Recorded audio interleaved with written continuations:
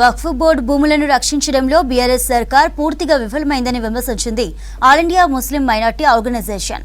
Hyderabad Hyderguda NSS లో నిర్వహించిన సమావేశంలో పాల్గొన్నారు.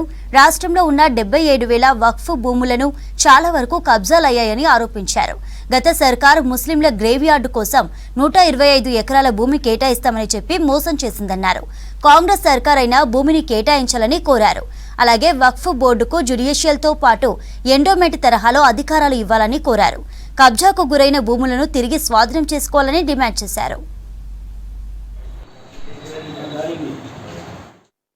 शहर के सारे जो कब्रिस्तान हैं, ग्रेवयार्ड्स हैं, भर चुके हैं, सैचुरेट हो चुके हैं और डिस्ट्रिक्ट हेडक्वार्टर्स का भी यही हाल है, सारे भर चुके हैं।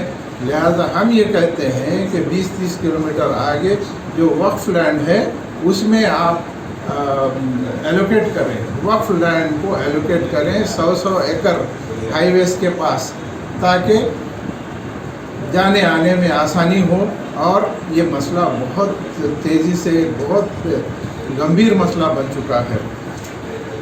और दूसरी बात हम ये कहते हैं कि जितने भी वक्फ प्रॉपर्टीज़ हैं उसका जो इस्तेमाल हो रहा है सिर्फ़ और सिर्फ लैंड ग्राबर्स और दूसरे लीज होल्डर्स वगैरह ही उसका इस्तेफादा कर रहे हैं। हम ये कहते हैं कि भाई गरीब को कुछ नहीं मिल रहा है, ना मंशाए वक्फ के मुताबिक उसका इम्प्लीमेंटेशन हो रहा है। हम ये कहते हैं कि गरीबों को 100 गज ज़मीन आप एलोकेट कीजिए।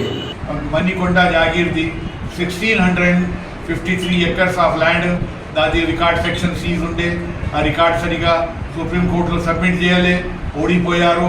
లక్ష కోట్ల రూపాయలది భూమి లాస్ అయిపోయాయి. ఇప్పుడు ఏముందంటే వక్ఫ్ బోర్డ్కి gazette notified 77,000 acres of land ఉంది. దాంట్లో ఇప్పుడు గ్రేవ్ యార్డ్ గురించి వాళ్ళు ల్యాండ్ ఇస్తే పెద్ద పని కాదు. మళ్ళీ రెండోది ఇప్పుడు ఏముందంటే హైదరాబాద్ పట్టణంలో ముస్లిమ్స్ గురించి స్ట్రక్చర్ కమిటీ వాళ్ళు కూడా రికమెండేషన్ చేశారు. దాంట్లో చెప్పారు వాళ్ళు ఎడ్యుకేటెడ్గా ఫైనాన్షియలీగా అది వాళ్ళకి వచ్చు. మళ్ళీ ఇంకా ఏముందంటే వాళ్ళకి రెంట్ చాలా ఏంటిది ఇప్పుడు ఏమి స్టేజ్ ఉంది దాన్ని గురించి ప్రభుత్వంకి రిపోర్ట్ చేయాలి.